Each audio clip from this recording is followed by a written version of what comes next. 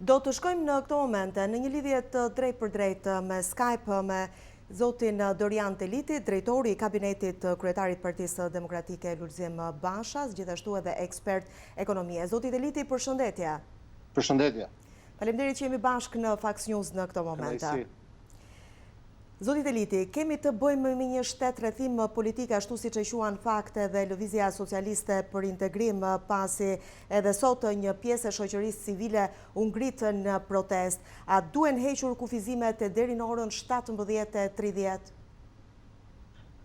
Sa më e lirë të jetë shoqëria, aq më mirë i bën vetë shoqërisë, ashtu i bën edhe ekonomisë, jetës tonë sociale dhe jetës tonë ekonomiko-financiare.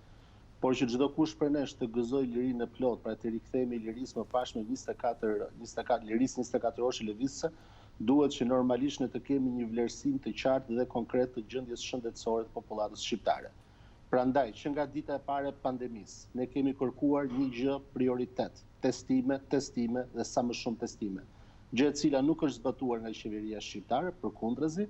Testimet kanë vazhduar të jenë në ritme shumë të ulta, duke që rezultuar vendi i fundit në rajon, në Europë po duke rezultuar dhe vendi i fundit në rajon për numrin më të ulët të testimeve për përqindjet popullatës apo për numrin popullatës, duke mos pasur akoma deri më sot një pasqyrë të qartë të gjendjes shëndetësore të popullatës. Sa më qartë të jetë kjo pasqyrë, sa më shumë informacione të kishim mbi rezultatet e testimeve të popullatës shqiptare, aq më thjesht do të ishte dhe aq më eficiente do të ishte vendimarrja për të rikthyer normalitetin në jetën tonë sociale dhe në jetën tonë ekonomike, pra të aktivitetit prodhues dhe tregtar.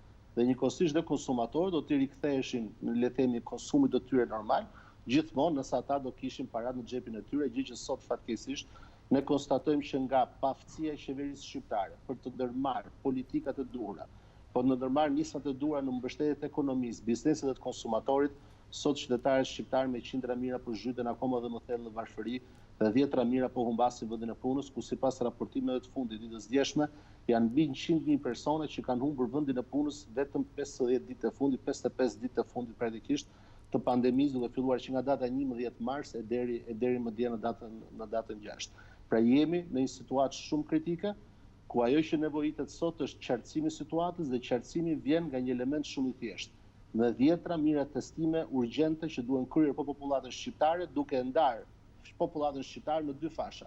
Në atë e cila mund të rikthehet aktivitetit të saj normal social dhe jetës ekonomike, dhe po fashës së vogël le të themi të ngushtë të saj, e cila mund të jetë akoma ende në risk ndaj COVID-19, e cila duhet survejuar sipas protokolleve të Organizatës Botërore të Shëndetësisë dhe protokolleve të eksperiencave më të mira të vendeve që kanë kaluar të njëjtën eksperiencë me të njëjtën problematikë me ne. Zoti Teliti, keni ndjekur me vëmendje në fakt zhvillimet në vend si rrjedhoi e kësaj pandemie, duke kritikuar në aspektin ekonomik. Në mënyrë të përmbledhur, çfarë ka ndodhur realisht në aspektin ekonomik? Ajo që ka ndodhur është një gjë. Ekonomia është braktisur nga qeveria. Qytetarët shqiptarë sot janë më të braktisur më shumë se kurrë, pasi nuk ndjejnë dorën e ngrohtë të shtetit, nuk ndjejnë mbështetjen e qeverisë shqiptare. Paketat që ka ndërmarrë qeveria janë dy paketa. Dy nisma të saj, të cilat në totalin e tyre janë në masën 110 milion euro.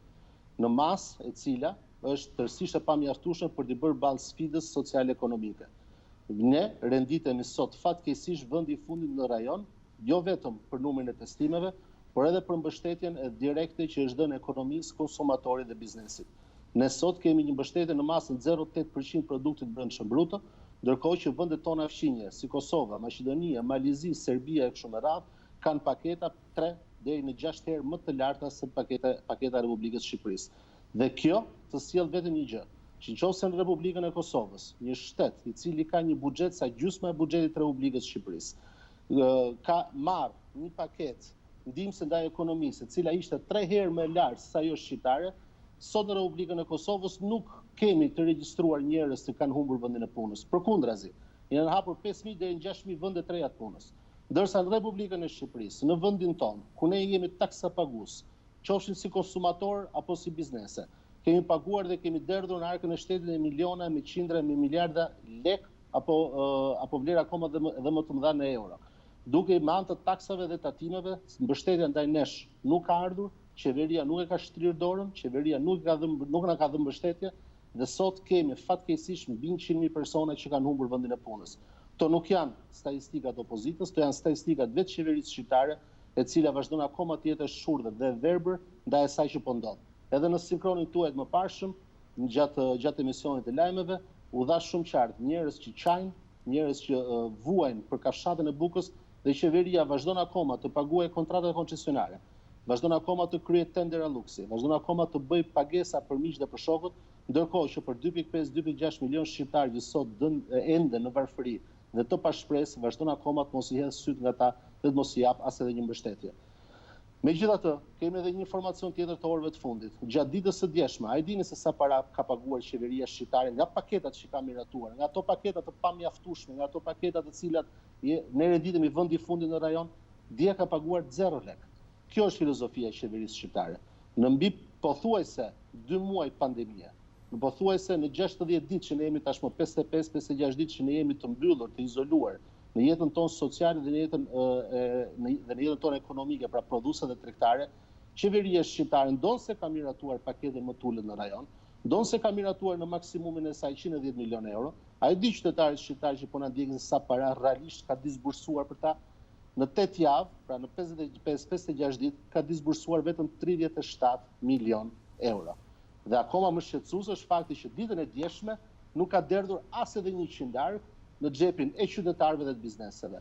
Prandaj qytetarët dhe bizneset vazhdojnë të jenë në varfëri, prandaj qytetarët dhe bizneset vazhdojnë të vuajnë dita ditës, prandaj bizneset falimentojnë, edhe ato pak bizneset të cilat janë lejuar që të kenë aktivitetin e tyre, e thonë qartë dhe konkretisht. Asnjë shitje nuk kryen, sepse njerëzit nuk kanë para në xhepin e tyre.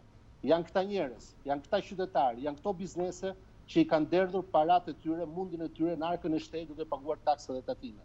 Dhe ai di qytetarë shqiptarë sa i ka kushtuar kjo qeveri ne shqiptarëve vetëm në 7 ditët e fundit, do ja them shumë qartë. Sipas të dhënave të zyrtare të qeverisë shqiptare, vetëm nga rritja e taksave që ka ndërmarrë kjo qeveri nga viti 2014 deri më sot, në arkën e shtetit janë paguar 2.1 miliard euro më shumë vetëm si efekt të rritjes taksave. Vetëm rritja e borxhit publik, të cilin do paguajmë të gjithë ne, që ka marrë kjo qeveri në kurrizin ton, në emër të publikut për të kryer shpenzimet e saj të luksit dhe shpërdorimet e ndryshme, janë 2.3 miliard euro. Vetëm për kontratat koncesionare, për 12 kontratat që qeveria ka firmosur, që i kemi paguar në të kaluar gjatë 2-3 viteve të fundit, që i paguajmë akoma deri më sot dhe që do paguajmë edhe në vitet në vijim, sipas filozofisë qeverisë, janë firmosur 1.9 miliard euro kontrata koncesionare. Dhe njëkohësisht kemi kontrollin e lartë shtetit, i cili ka zyrtarizuar në raportet e saj, pra është informacion zyrtar, dëmet ekonomike, shpërdorimi, keq administrimi i parave dhe i pronës publike, pra i gjithë dhe ne qytetarëve shqiptar, shkon me 6 miliard euro. Pra kjo qeveri vetëm në këto 4 komponent i ka kushtuar qytetarëve dhe bizneseve plot 12 miliard euro.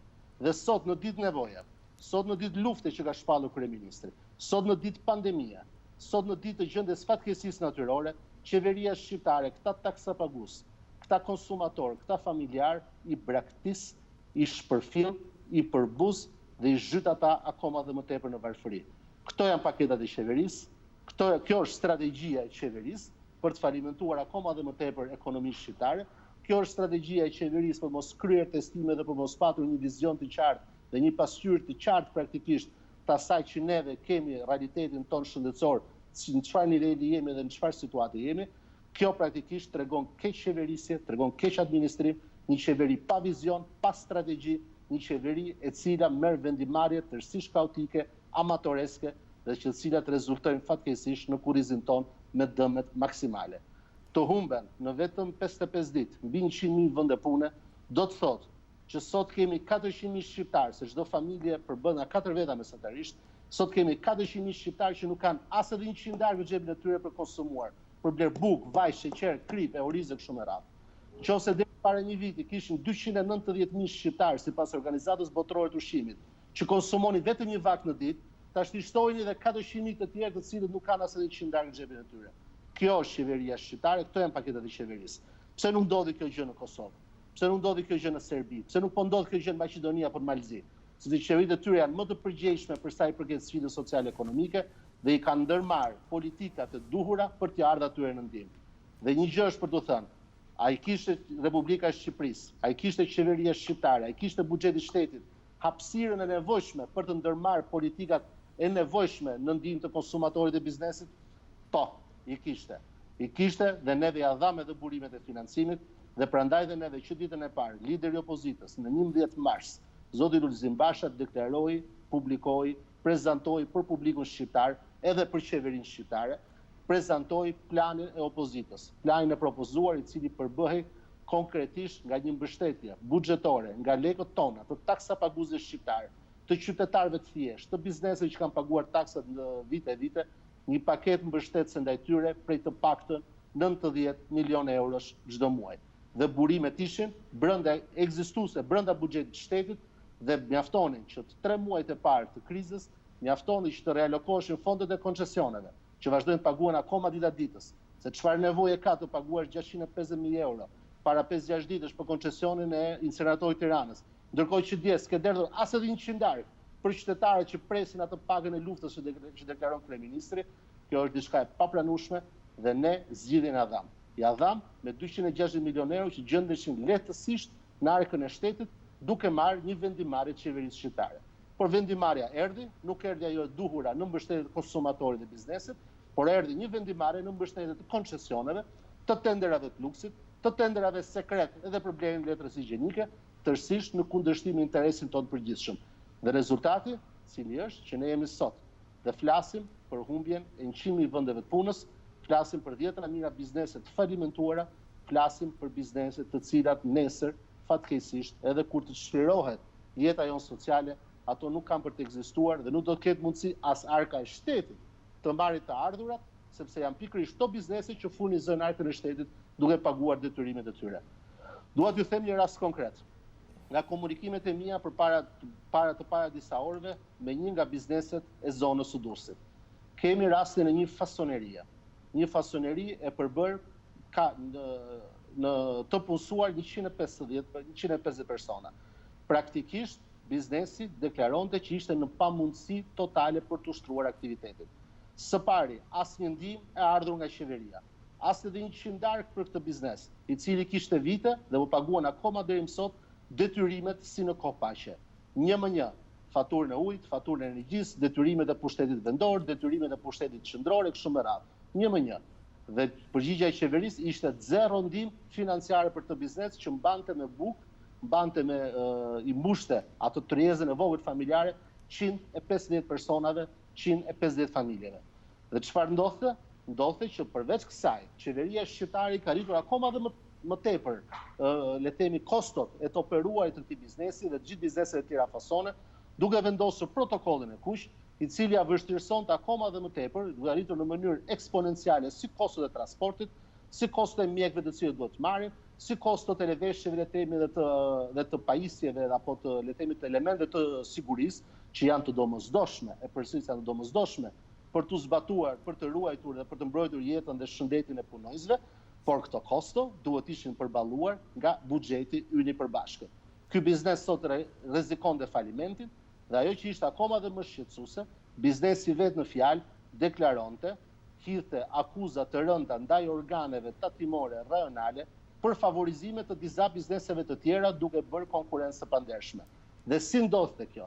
Janë disa biznese në zonën e Durrësit të lidhura ngushtësisht politikisht me Partinë Socialiste që është në Qeverisje, ku vetë drejtuesit të rajonal të tatimeve u kanë thënë këtyre bizneseve pushojnë një pjesë të personave të punojse nga puna në mënyrë që ata të përfitojnë pagën e luftës. Dhe ata e kanë kryer këtë gjë dhe kanë marrë nga lekët e taksapaguesve shqiptar, ndonse kishin mundësi të paguanin vetë, kanë marrë pagën e luftës njerëz të cilët u hoqën nga puna padrejtisht, bazuar në një skem korruptive dhe kriminale si kjo e le të themi e heqjes tërësisht abuzive. Ndërsa bizneset të ndershme, si rasti konkret që prezantova pak më parë, që i mbajti në punë të 150 punëtorë në kurrizin e vet, duke përballuar nga ato parat që kishte kursimet e veta vetë biznesi, për të përballuar ndonse operimi i biznesit ishte pothuajse i pamundur, ky biznes dhe shumë biznese të tjera të ngjashme me këto kanë marrë zero mbështetje nga arka e shtetit. Pra mirë që deri më sot qeveria ka premtuar paketën më të ulët në rajon, prej masë 110 milionë euro. Fatkeqësisht e ka zbatuar atë në masë në 1/3 e saj, në fund të javës 8. Pra ka shpenzuar vetëm 37-38 milion euro. Por edhe brenda kësaj skeme pas ka favorizime klienteliste dhe politike, të cilat bien ndesh me parimet bazë konkurrencës lirë dhe ndershme, të cilat do ndikojë akoma dhe më tepër në falimentimin e bizneseve. Pra kjo është qeverisja që kemi neve. Pa vizion, pa strategji, kur vjen puna për të ardhur ndihmë biznesit. Ama, kur vjen puna për të ardhur ndihmë shokëve, për të ndarë parat me miq dhe me shokët, me ata të cilët ndajnë dhe hajnë dhe pinë në kurrizin e qytetarëve shqiptar, aty po qeveria pas ka strategji të qarta, pas ka vizion të qartë për t'i mbështetur akoma dhe më tepër ta miqë shok, duke ndarë parat tona, parat e taksapaguzit shqiptar, parat e buxhetit shtetit, targës tonë përbashkët, duke vazhduar t'i ndajmë me ta ashtu siç ka bërë në këto 7 vite. Kjo është qeverisja aktuale, gjë që po na çon në një rrënim të plot ekonomik. Ashtu siç e parashikojnë institucionet financiare ndërkombëtare, FMN-ja, Banka Botërore kështu me radhë, viti 2020 do të jetë një vit shumë i vështirë, do të jetë një vit të recesione, por ju a them me siguri të plot, ashtu siç kanë analizuar edhe gjithë kolegët tanë ekspertë ekonomistë, nëse qeveria shqiptare do të ishte agresive, pozitivisht agresive, në mbështetje të ekonomisë duke alokuar fondet e nevojshme, duke subvencionuar ekonominë shqiptare, duke subvencionuar konsumin shqiptar, duke mbështetur biznesit për kostot që ajo ka, ju asiguroj që dhe recesioni mund të evitohej shumë mirë. Por edhe përsëris qeveria këtë vizion nuk e ka, se qeveria nuk ka as strategji, nuk ka as leadership të duhur për qytetarët shqiptar, dhe fatkeqësisht jemi sot që diskutojmë humbjen, mbylljen e 10.000 bizneseve dhe humbjen e vendeve të punës, të paktën deri më sot, të paktën 100.000 personave, e përsëris janë 400.000 persona që fshihen mbas këtyre 100.000 të punësuarve, që sot s'kan asgjë në tryezën e tyre për të konsumuar. Nuk kanë as bukën e përditshme. Zoti Teliti, në rast se ju do t'ishit në pushtet, cilat do t'ishin vendimet që do të merrnin për përballimin e kësaj krize?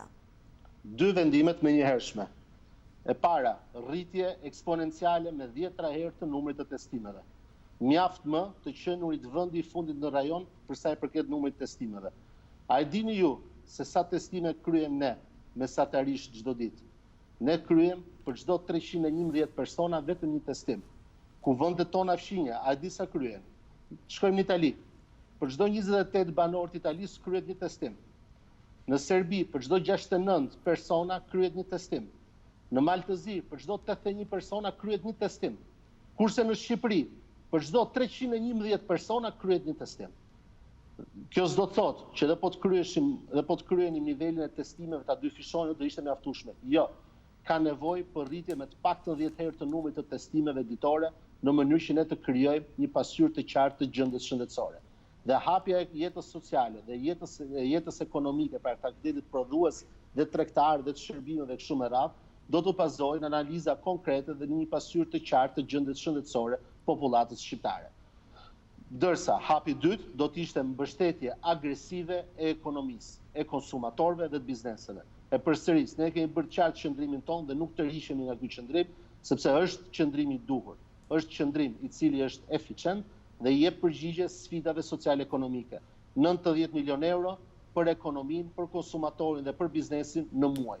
Çdo muaj ne po të ishim në drejtim të punëve të vendit, do të alokonin të paktën 90 milion euro dhe ja siguroj që sot nuk do diskutonin për recesionin ekonomik, por do diskutonin për faktin që si pas pandemisë, pra pas rikthimit të gjendjes normale të jetës sociale, si ta rigjallëronin përsëri ekonominë për ta rikthyer në ato trende pozitive të cilat ka pasur në periudhat e mëparshme, jo këto vite, por periudhat e mëparshme këtu 10 vjet më parë. Potencialet ekonomia shqiptare ka, mjafton të shfrytëzosh mirë. Dhe qeveria është një nga 3 aktorët dhe detyrën e saj qeveria nuk e ka bërë.